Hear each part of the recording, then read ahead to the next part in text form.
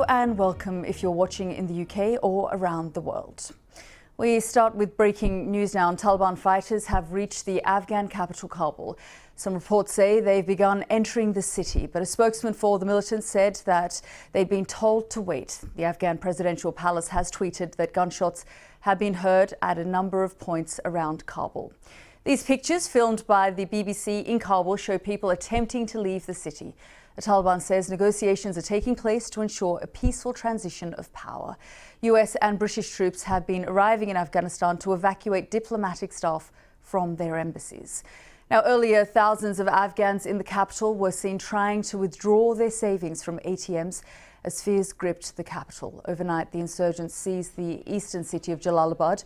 Local leaders handed it over without a fight, according to reports. It means the Taliban can secure the roads that connect Afghanistan to Pakistan, further consolidating their grip on power.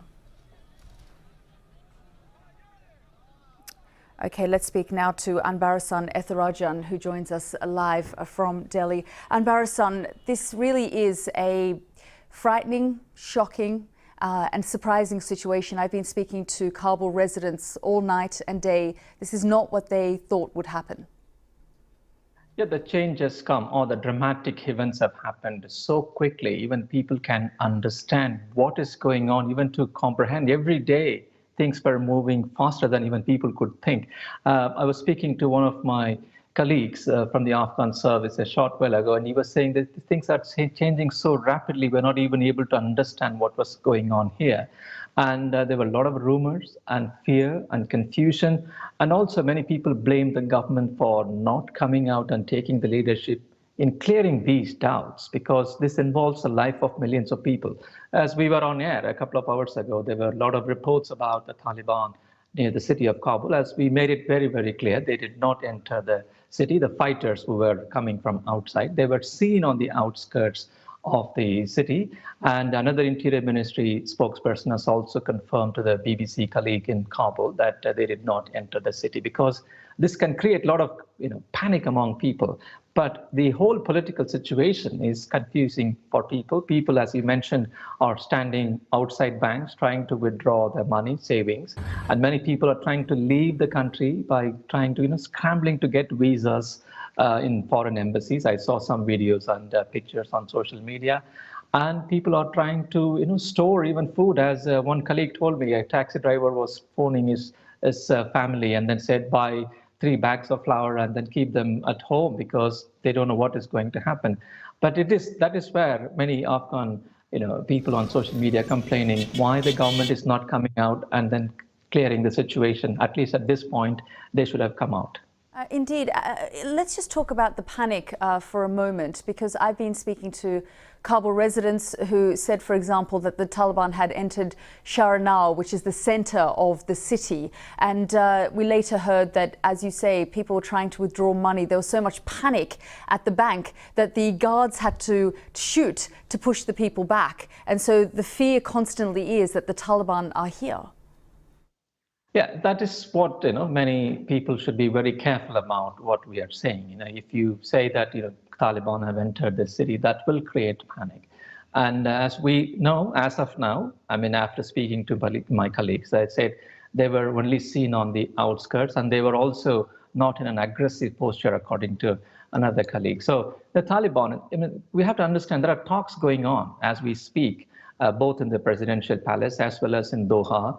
And the Interior Minister of Afghanistan has just issued a video saying that there are talks about peaceful transfer of power, a transitional government. That is quite a dramatic statement coming out from a senior government official. We still haven't heard from the Afghan presidential palace. So I'm only giving you what the Interior Minister has been saying.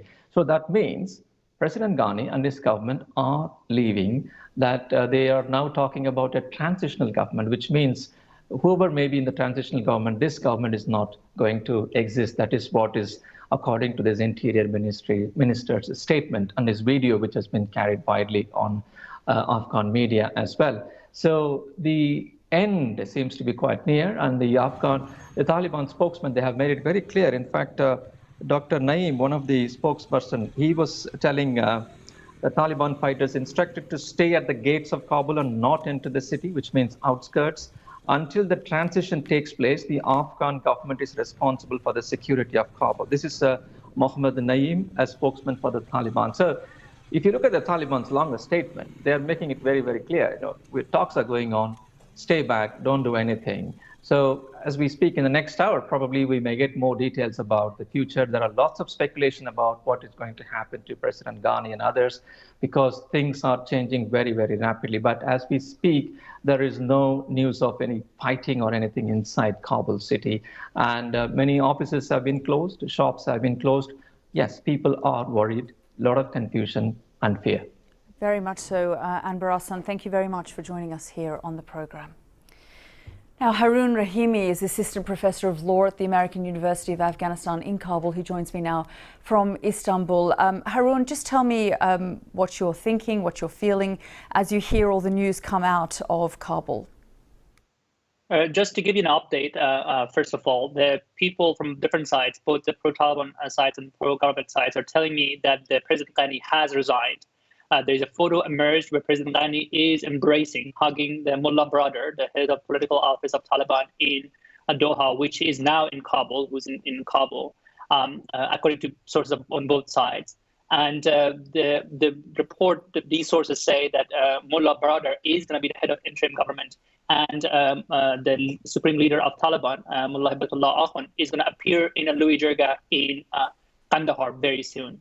And the security of Kabul will remain with the Afghan National Security Forces. The Afghanistan defense minister just appeared in a video saying that until everything is concluded, we will be in charge of the security.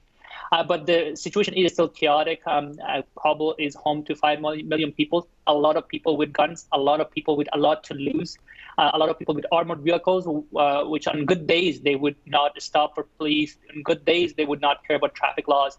Today, they are afraid. They are afraid that what's going to happen to them when they now know that the government is gone. So a lot of people are getting out, and I imagine there's going to be a lot of chaos, and the government forces may not hold together as strongly as many hoped, because even though amnesty is promised, how credible those promises are and how credible they're perceived by the forces remains a question. In terms of how I feel, there are a lot of concerns, and just to pick up on what you said earlier, we have to be very careful about the sort of rumours that are circulating that Mullah Baradar has turned up in Kabul. The sources I'm speaking to are saying that there's a delegation going to Doha tomorrow. There's a lot of confusion about how the actual process is currently unfolding. There are pictures emerging. We just have to be careful about the information that's coming out. So we have no verification on that. And we are hoping to speak to the Taliban spokesperson very soon here on the program. So hopefully we can get some clarity on some of the things you're talking about. Because as you say, there is confusion, there is panic, there is concern. And everyone is that I'm speaking to in Kabul are saying the Taliban are in my neighborhood, but the Taliban themselves have issued a statement saying we're not letting our fighters in. So one thing is that Taliban were in Kabul. I mean, Kabul was not free of Taliban. They had organized attacks on the Ministry of Defense, the Defense Ministry home not long ago, and they said the attacks would continue in retaliation to the airstrikes. That was their statement. So it means they have soldiers in Kabul, and they are there. Also, there is a lot of, as you said, chaos. A lot of gunmen in Kabul. They don't have to be Taliban. If they appear like Taliban to many people, I imagine they feel like Taliban are there, and that's going to have a psychological impact. But the Taliban have instructed their soldiers. I'm sure you've heard the voice message that is supposedly coming from their military commander, the head of the military commission, telling them not to enter Kabul. That is true. But also, I think in terms of what I feel right now, I think we are at a bone moment. Many of your audience may not remember, but Afghanistan was at the moment like this not long ago. 20 years ago, the U.S. toppled the Taliban government, and there was a conference in Bonn, Germany, and the Taliban were excluded at the time. The defeated Taliban were excluded, and the government was formed with exclusion of Taliban. It seems like we are headed towards that kind of scenario again. If the interim authority to which the President Ghani is going to transfer power is not a neutral entity that can actually be credible in terms of facilitating a real inclusive government, and Taliban choose to use their military upper hand to exclude anti-elements from the interim government, and then have their own definition of what counts as an inclusive government, who's going to be included in an inclusive government. If they go down that path, we will be repeating the mistake of Bonn. The mistake that was the exclusion of Taliban.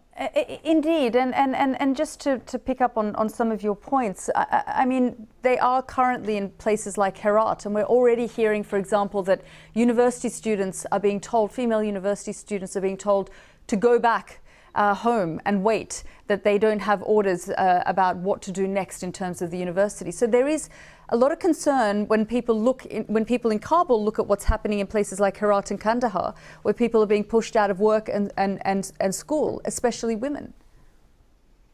Absolutely. I mean, that is absolutely true. The image hasn't emerged of what a Taliban government would look like. The reports coming out show a variation. Sometimes there are places of reports, credible reports, eyewitness reports that show mistreatment of women, harsh punishments, women being targeted for how they look, and times women being denied, being told to go to home from their works and their place of education.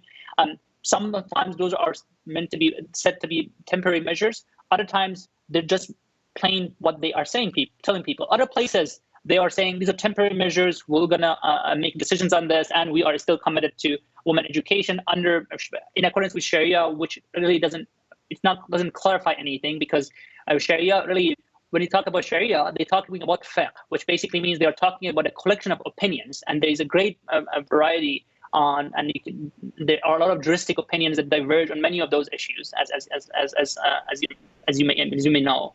I think what's important at this point is that, I mean, this is a critical moment. If Taliban refuse to include anti-Taliban elements into the government because they have the upper hand, because they can, the same way U.S. could exclude Taliban at the first bone, because the U.S. the Taliban were defeated. And at this point, let's not kid ourselves, it is a complete defeat, and the Taliban have prevailed militarily.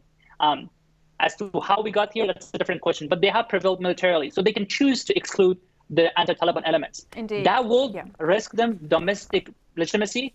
That will risk them international legitimacy. And I certainly believe it's going to lead us to a place like this again, because that was the exclusion of Taliban that contributed to the Taliban regrouping, re-emerging, because they had no way to participate in politics. They had no way to actually be part of the government because they were excluded. If Taliban do the same thing, then we will risk being at this moment one more time. It's going to be a vicious cycle. Afghanistan finding itself in the same position. Haroon Rahimi joining us there from Istanbul. Thank you very much.